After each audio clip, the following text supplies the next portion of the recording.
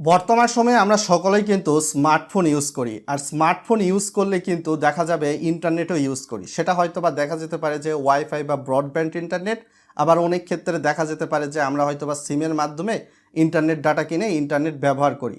কয়েকদিন আগে কিন্তু আপনারা জানেন যে ইন্টারন্যাশনাল যেই ইন্টারনেট লেভেল গেটওয়ে রয়েছে সেখানে কিন্তু সকল ধরনের ব্রডব্যান্ডের প্রাইসটা কিন্তু 10% কমিয়ে দেওয়া হয়েছে।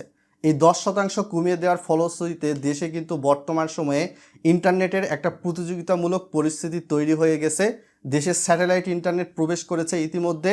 এখন কিন্তু ব্রডব্যান্ড ইন্টারনেট যারা ওয়াইফাই ব্যবহার করেন, আগে যেখানে 500 টাকায় আপনারা 5 Mbps ইন্টারনেটের স্পিড পাইতেন, এখন কিন্তু বর্তমান সময়ে এটা 10 Mbps উন্নতিকরণ করা হয়েছে।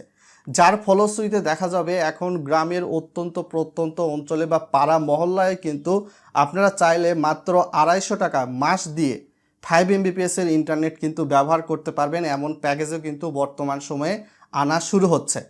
তো এটা হয়তোবা খুবই ভালো একটা বিষয়। বর্তমান সময়ে সরকার এদিকে হয়তোবা দৃষ্টি নজর দিয়েছে, আর বাজারটা প্রতিযোগিতামূলক হয়ে গিয়েছে কিন্তু ইতিমধ্যে বুঝতেই পারছেন, যার ফলশ্রুতিতে গ্রাহকরাই লাভবান হচ্ছেন। ভিডিওটা লাইক করে শেয়ার করে দিবেন যাতে করে আরও মানুষ এই বিষয়টা সম্পর্কে জেনে উপকৃত হতে পারে। তো যারা সিমের মাধ্যমে ইন্টারনেট ডাটা ইউজ করেন, তো তাদের জন্য জানাতে চাই, বিশেষ করে আপনারা হয়তোবা রবি, এয়ারটেল, বাংলালিংক, টেলিটক বিভিন্ন সিমের মাধ্যমে ইন্টারনেট ইউজ করেন।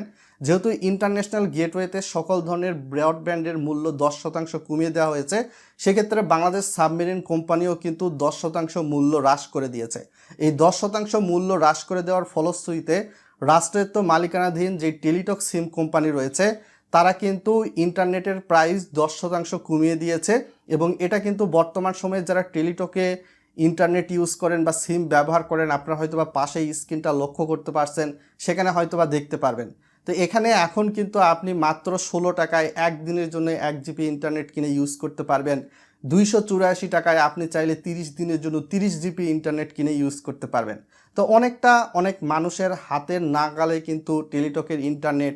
তবে টেলিটকের ক্ষেত্রে আপনি যদি দেখেন, উপজেলা অঞ্চলেও অনেক ক্ষেত্রে কারেন্ট বা বিদ্যুৎ চলে গেলে কিন্তু তাদের নেটওয়ার্কটার স্পিড আর পাওয়া যায় না, তখন নেটওয়ার্ক হয়ে যায় 2G 4G থেকে। তো এদিকেও অবশ্যই সরকারকে দৃষ্টি নজর দিতে হবে। তো এই কোম্পানিকে যদি সামনের দিকে এগিয়ে নিয়ে যায়, তাহলে কিন্তু দেখা যাবে যে সকল বেসরকারি কোম্পানি রয়েছে সিম, গ্রামীণ, রবি, বাংলালিংক, এয়ারটেল, তারা কিন্তু অনেকাংশে পিছিয়ে পড়ে যাবে। তো এই দিকে যদি যথাযথভাবে দৃষ্টি নজর দেওয়া হয়, তো এর বাইরে গিয়ে অন্যান্য যে সকল বেসরকারি সিম কোম্পানি, এই সকল সিম কোম্পানি কিন্তু তাদের ইন্টারনেটের মূল্য কমায় নাই। তো অনেকটা রক্ত চোষার মতো বিষয়টা হয়ে গেল। যদিও বাংলাদেশ সাবমেরিন কোম্পানি 10% ইন্টারনেট ব্যান্ডউইথের মূল্য কমিয়ে দিয়েছে, অথচ রবি বলেন, গ্রামীণ বলেন, এয়ারটেল বলেন, বাংলালিংক বলেন, তাদের এই দিকে ভুরুক্ষেপই নাই। মনে হয় রক্ত চুষে গ্রাহককে কিভাবে আরও নিস্তেজ করা যায়, এদিকেই তারা একটু বেশি দৃষ্টি নজর দিচ্ছে।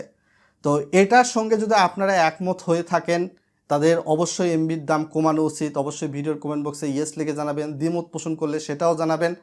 দেশে যেহেতু একটা প্রতিযোগিতামূলক পরিস্থিতি তৈরি হয়েছে, এতে গ্রাহকরাই বেশি উপকৃত হবেন। আজকে এখান থেকে বিদায় নিচ্ছি। সকলে ভালো থাকবেন, ভালোর দলে থাকবেন।